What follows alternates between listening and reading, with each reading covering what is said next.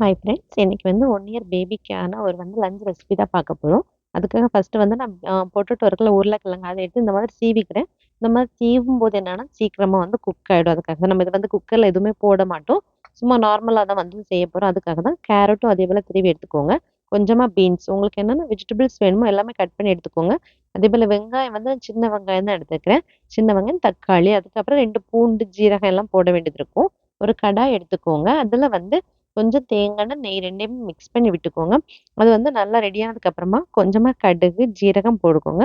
அது நல்லா வெடிச்சதுக்கு அப்புறமாட்டு நம்ம உள்ளி வெட்டி வச்சிருக்கோம்ல சின்ன வெங்காயம், அத போட்டுக்கோங்க. ஃப்ளேவருக்கு நீங்க கருவேப்பில போட்டுக்கலாம். பிள்ளைங்க மேக்ஸிமம் சாப்பிட மாட்டாங்க. பட் ஒரு டேஸ்ட்டுக்காக நம்ம போட்டுக்க வேண்டியதான்.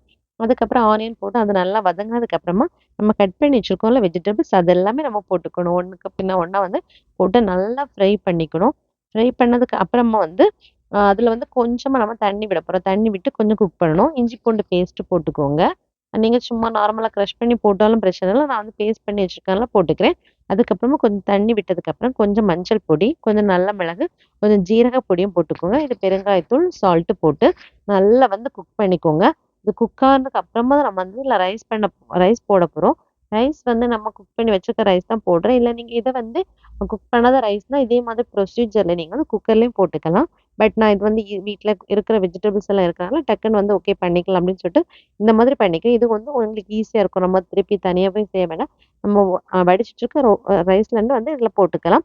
அதுக்கப்புறம் இத நல்லா மிக்ஸ் பண்ணி விட்டுக்கோங்க. அதுக்கப்புறம் ஃப்ளேவருக்காக கொஞ்சமா மல்லித்தழை போட்டுக்கிறேன். போட்டு 1 ஸ்பூன் நெய் விட்டு பிள்ளைங்களுக்கு குடுத்தீங்கன்னு சொன்னா விரும்பி சாப்பிடுவாங்க.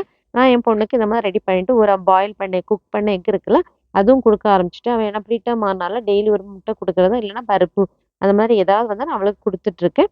அவளும் லைக் பண்ணி சாப்பிட்டுட்டு இருக்கா. நீங்க பார்த்தீங்கன்னாவே தெரியும். அவளுக்குன்னு ஒரு தட்டு உண்டு. அவளே எடுத்து சாப்பிடுவா. பிடிச்சதுனா லைக் பண்ணி ஷேர் பண்ணுங்க. Thank you.